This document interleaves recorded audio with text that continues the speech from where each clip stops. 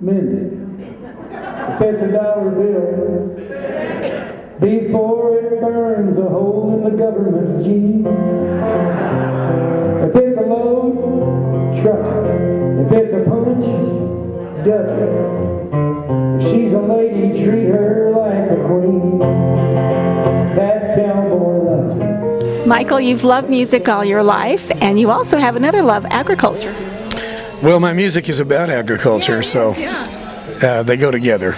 They do it. I'm a poet about the land and the people who live on the land, and people who come from the land have produced a great culture around the world. You know, a lot of our poetry and a lot of our music from around the world comes from the pastoral settings that people love. Well, yeah, it's interesting to put that correlation together, to think about the people, the music, the land, and what those leaders provide for us today. Well, it's been said, and I am not the one who said it. Alan Savory, who has the Holistic Resources Management Institute in Albuquerque, who's a South African, said at one of the conferences, when agriculture fails, a civilization fails. And if you trace civilization back all the way through to the beginning, whenever a great empire fell or a great civilization fell, you can trace that to the failure of their agriculture. And it's significant that in the New Testament, in the Christmas story, that Jesus is born, and the news comes from people who are out in the fields watching livestock in the middle of the night. And they're the first people to get the news. Now think about this, the good Lord could have chosen anybody. But he chose cowboys to give that news. Simple men. And that's because the wandering gypsy man in the wilderness, the wandering person who's a poet, who's listening to God, often is more in touch. And when he comes back to town, he's got something to say that people in the city never thought of. And Cache Valley is an agricultural valley, and that's what we live for here, Utah State University. Well, you know, I was asked to be a professor of American Studies and adjunct professor of music there several years ago, and I tell people around the country that I'm an adjunct professor at Utah State, and they say, well, isn't that an ag school? And I said, yeah, there's a lot of culture connected to agriculture. As a matter of fact, that's where it comes from. It's agriculture, right? So many great classic works have been written about that. But if you go back to the foundation of Western civilization, and you look at the literature that the Greeks and the Romans were writing, a lot of it relates to agriculture. A lot of it relates to growing things. I said last night on stage, and I'll just repeat it here, the founder of every great world religion eventually goes to the wilderness and goes to the common people out on the land to really get wisdom. Jesus' parables were about growing things. You know, you plant a seed, sow you reap as you sow. The amount of parables that Jesus tells about carpentry, he was supposed to be son of a carpenter, are very minuscule. If you analyze the word that is used to talk about Jesus' father, it actually is not the word carpenter. It's the word tradesman, and a tradesman in those days had a considerable amount of work to do out on the land. Jesus' parables are about shepherds, shepherding sheep, about growing things in the vineyard. You know, you see a lot of churches now, they call themselves the Vineyard Church, because that's the great parable about life that Jesus taught, was working in the vineyard, working in the fields.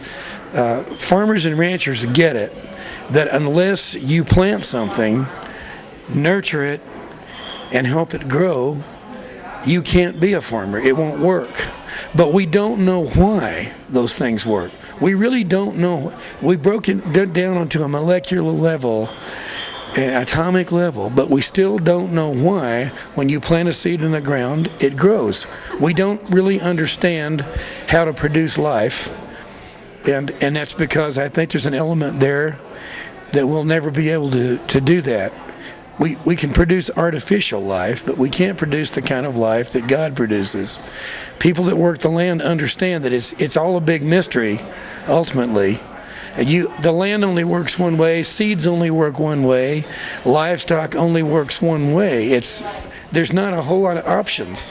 It's such a fascinating conversation. It's so fun to hear his love for this coming through, the same as with your music. I ought to introduce Larry here. Tell us a little bit about what you do with Utah State or with the Rendezvous.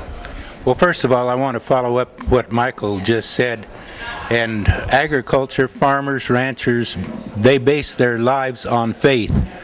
They don't plant unless they have faith that it's going to grow. They don't raise cattle unless they have faith that they're going to produce calves or sheep and they're going to produce lambs. So faith is an integral part of agriculture, and also and life in general as well, right? Also cowboys have to have faith. And one of the things we talk about when kids are growing up on the ranch or the farm is they got to have the cowboy up attitude. And one of the things we tell them is you ain't bucked off till you quit trying. Well, you keep trying as long as you have faith that you're going to succeed.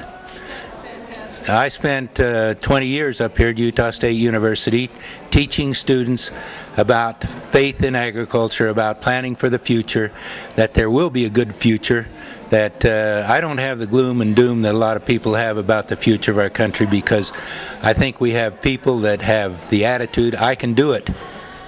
And I think that is what you get from ag people. I mean, if you talk about people, these young kids that grow up working on a farm and working with the earth, they have a different, that attitude, I think, comes through. Well, that's why we won the Second World War.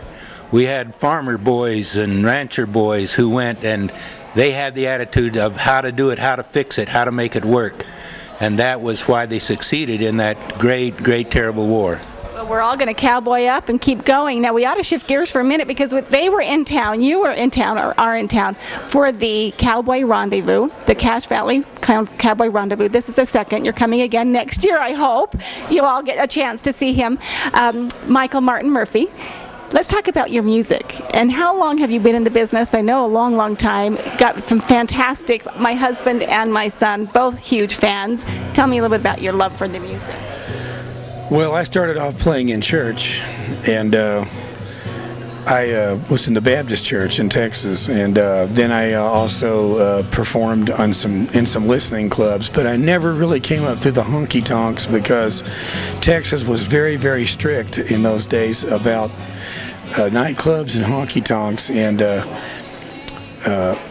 if you wanted to go out and do that sort of thing and drink and dance and stuff, you had to be a member of a private club. And so as a kid, I wasn't old enough to be able to do that anyway, so I performed in listening rooms that were like coffee houses, and I performed in church a lot, and then just in gatherings with friends.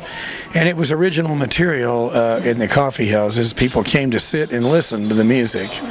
And I remember that my grandfather, who was a rancher in East Texas, took us to see Handel's Messiah performed downtown Dallas, and took us to see Van Cliburn perform, because he was an East Texas boy, and everybody was in love with Van Cliburn at that time. So for guys that ran tractors and planted seeds and managed livestock for a living, they had a pretty good idea of where they belonged in the cosmos. And that's why my music has always been about them and about their values. And that doesn't mean that every song I write is about running a tractor over the ground, but well, you can see a connection and you can feel a connection, and that's why they came to listen to you and still do, because you have this connection with people through your music. In fact, we ought to mention some of the songs. Wildfire, of course, everybody knows. Caroline in the Pines. Well, my first album was called Geronimo's Cadillac, and again, it was an album defending the Indian people's right to their land, and that's kind of been a theme in my music all through the years, because I feel like if they can take it away from the Indians, they can take it away from anybody, because they were here first. So I'm a strong believer that have a great country because we're able to own private land and do on private land what we want to do. And we're in a struggle today where the government is coming in and saying, you really don't know how to manage land, so we're going to come in and do it. And then the next thing you know, it's deteriorating as a national park much worse than it was when it was a ranch. So while I'm all in favor of having some national parks and some open land, I think it should be much more limited than it is today. So my music all through has been about this issue, and this album, Blue Sky Night Thunder, was made after I spent a significant amount of time on the Pine Ridge Indian Reservation in South Dakota among the Lakota people. Well, and while you're telling me the story, Earl wants you to sign this, by the way. This is his copy. All right. So this is on the album cover. I'm holding a guitar, but I've also got a peace pipe in my hand. And I was adopted into the Lakota Nation back, maybe 15, 20 years ago. I had just met Guy Dullknife, who I talk about in this album. There's a picture of him in here. That is Guy Dullknife right now, one of the great medicine men of the Lakota people. Is also a deacon in the Yellow Bear Camp Church. He didn't see any conflict between being a medicine man and being a Christian, and he was a great, great man. Was the medicine man during Wounded Knee, the second Wounded Knee, and his great-grandfather was the great Chief Dullknife, who led the Cheyenne escape out of Oklahoma and went back to South Dakota and said, "I stand here now in my own land. You may kill me here, but I will never return." I just got chills, and I'm going to listen to that song again and know something different. I love the stories that go behind it. Here, that butte right there is where they think Crazy Horse, 1/4 of his body is buried, because when he was killed, when he died at Fort Robinson, they gave his body to his parents, and apparently they quartered his body and buried it in the 4 directions, so that nobody would ever be able to take and unearth his body. So they've never found it, but people say that part of his body is buried here on this butte. So a lot of Native American issues in this record. Wow, that's Wildfire, my most famous song, is on this album, and it's never been out of print, so I'm happy. Yeah, for sure. Yeah, we'll get that one signed.